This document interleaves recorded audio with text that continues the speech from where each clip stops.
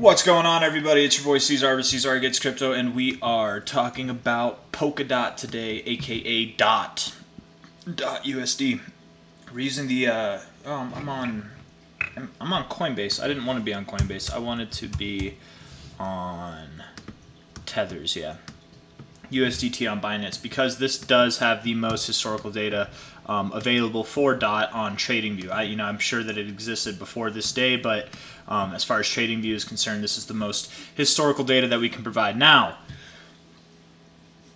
my without getting into the TA, guys, my genuine first opinion on DOT is it's likely a coin that did well last cycle, and it won't see another cycle like that again in its life. And it'll probably just slowly but surely make lower highs throughout all of it. It'll have good bull markets, and then it'll have worse bear markets, stuff like that. From when this chart came into existence to there, it only had like a 27x run. That's all the way at $2. Yeah, that makes sense. I bought some at like $5 before it took off, and then sold it when it came back down. I sold it at like $15 thinking, I was like, it's probably done, it's gonna go lower. I literally sold the bottom. I tripled my money, but I could have made more. I definitely could have made more. Had a decent experience with it overall. Can't be upset with making money with DOT, but I haven't touched it since I sold it at $15. It went all the way up here, and I'm like, yeah, I sold out. I'm done. I'm not gonna do that.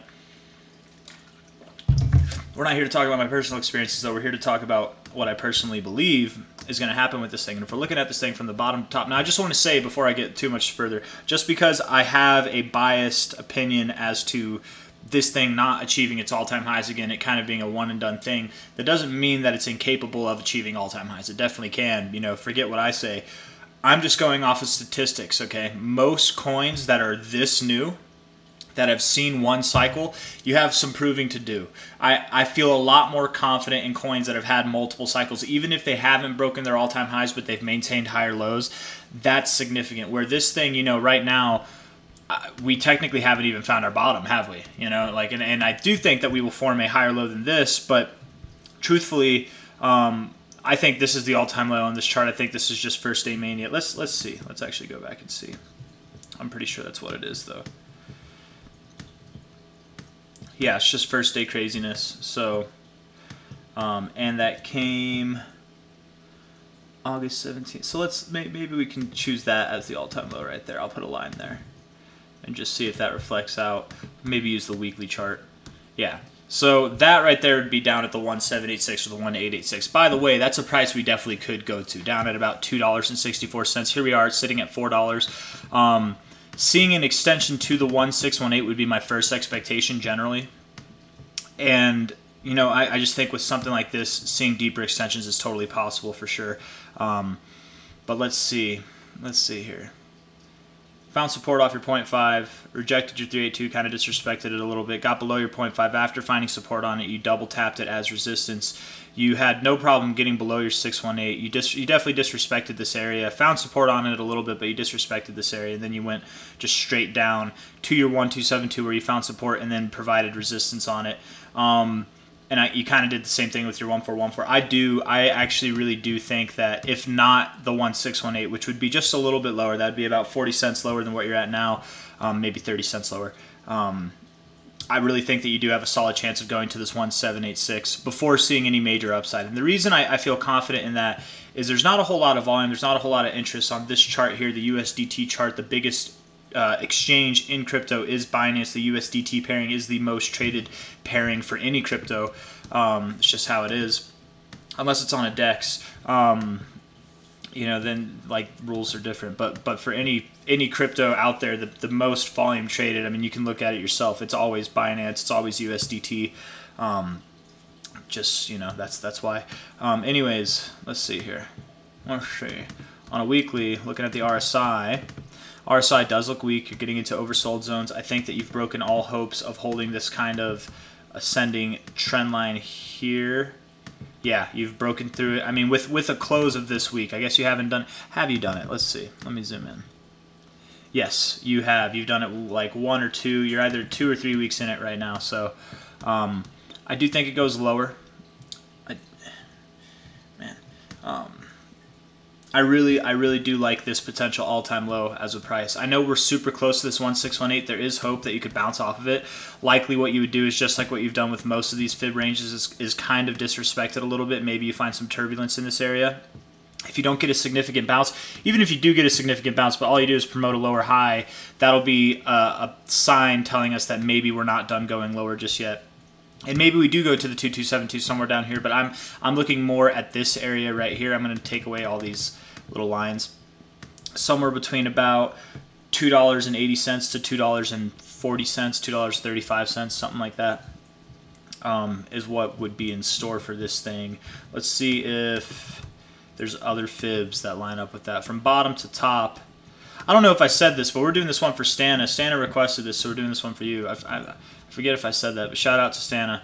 You've got right there that 1786 coming into play with this. The 1618 of this one down all the way here.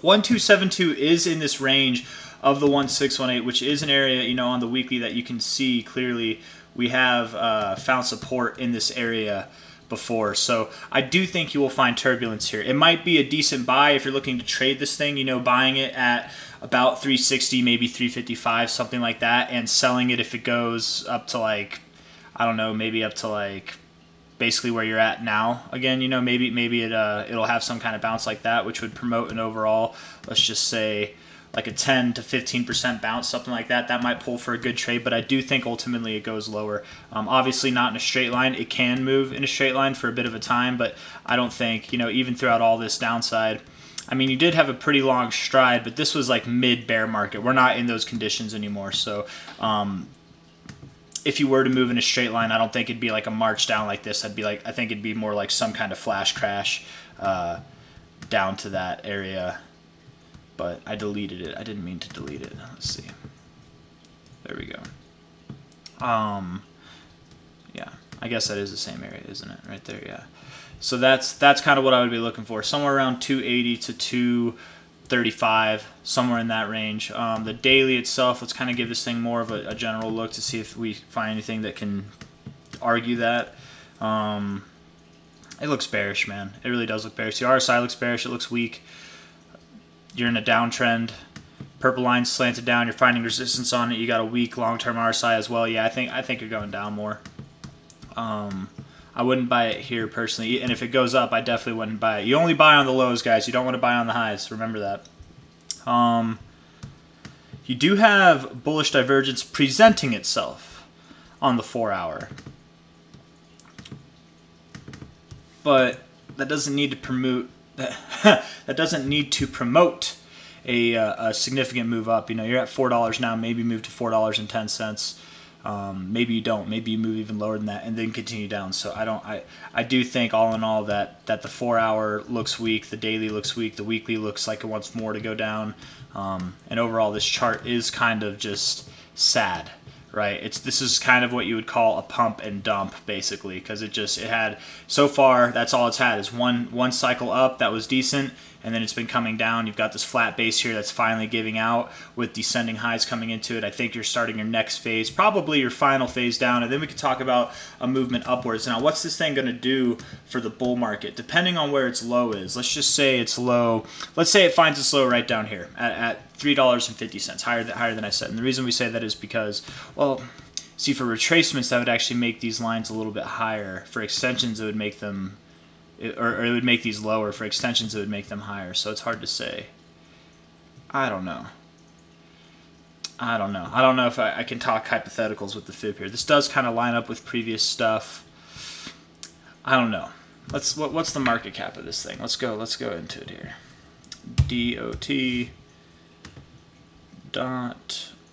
$5 billion. $5 billion. So this is not a 100xable coin. I don't think DOT is deserving of a $500 billion market cap. A 10x from here would be a 900% price increase. That would take us all the way back up to the 886. That'd be about $50 billion right there, 50 billion. And then 100 billion would be all the way up basically around here. So if you were to achieve new all-time highs, you wouldn't even hit your 1272 before hitting $100 billion. I very much don't think that this 1272 is in play, which from this price would mean that DOT doesn't even have a 30x in it. Oh no, not a 30x. You know, it could probably still have like a 10 to 20x somewhere in there. But I would be very surprised if we actually saw this 1272. I wouldn't be as surprised if we saw an 886 bounce, and then, you know, if we come down, if we go down to that area that I was talking about, which is like, I want to say it was like 280 right at the top. Let's see, where is that 1618? Yeah, somewhere like right around there. Then you could see something like a 13 or a 14x, but you know, I feel like I'm in the minority of people, maybe not in the Discord, but I'm in the minority of people in crypto who really don't expect much from DOT in this coming cycle. I really don't. I think it was a one-off, a one-and-done thing, and it's going to do one-off things, which is, you know, we're going to have a new low here than we have now. We're going to come up, form a higher low, or a lower high over the cycle, and then we're going to continue to go down and just become irrelevant cycle after cycle. You know, after this next bull cycle, my theory for DOT is that it's going to be like Neo. Like, how many of you joined crypto during the last bull cycle and you know about Neo or Oncology or Electronium? Or I don't know. There's probably other coins that I'm just not thinking of right now. Anybody ever heard of Namecoin? Like there's a bunch of big coins. What about EOS? Anybody know about EOS? EOS, man, that was supposed to be. And I never messed with EOS, man. I thought it was bullshit from the start. And I was looking at that chart actually the other day, and I think EOS is just like this. It's a perfect example of a coin that had a lot of promise. A lot of people had faith in it. They put their money in it. It had a nice run, and then it just doesn't perform well after that, right? It has its one cycle and then it's done. And likely that's because the people who made this thing, they move on to different projects. You know, that's kind of how they do, man. Like there's the people that make these new and exciting coins, they've made new and exciting coins before, you know, and it's not like their baby. It's just a vehicle to make money. I don't know enough about the Polkadot team. I don't know enough about the fundamentals behind it. I'm not trying to dog anybody. But my genuine expectation from experience with crypto is that, you know, odds are this thing will remain irrelevant. And the only reason I'm saying that is because we've only had one cycle. Prove to me that I'm wrong. Really, the only way to prove to me that I'm wrong is that you'd have to get a higher high. You get a higher high, you can form a low. You can form a low wherever. Maybe it goes down to where like your all-time low is now. Maybe it goes lower than that. That's okay. Form a low wherever, but break this high. If you break this high, then that would suggest that there's relevance in it to come over the coming cycles. But if you can't do that, that's what the only cryptos that remain relevant are coins that have either A, had multiple cycles, or A and B had multiple cycles and had new highs. Okay, if they don't have new highs but they've been around for multiple cycles and they have higher lows, then they remain relevant. If they've been around for multiple cycles but they have lower lows and lower highs, they really do become irrelevant. So I don't know if that made a lot of sense. I feel like I did a lot of talking there at the end, but really what I'm trying to say, guys, is I think that DOT probably goes anywhere from about $2.80 to $2.65, right? $2.80 to $2.65 is what I think I remember. So down from here, and then we can talk about upside, but I really wouldn't expect much. It'll have a good bull cycle. Like if you're buying in it, I bet you can make money on it still. I'm just skeptical if it's going to break its all-time high. That's my genuine opinion on it. Circulating supply is that, total supply is that, max supply is infinite, whatever, so it's inflationary. Inflationary isn't bad, man. A lot of people are like, it's inflationary.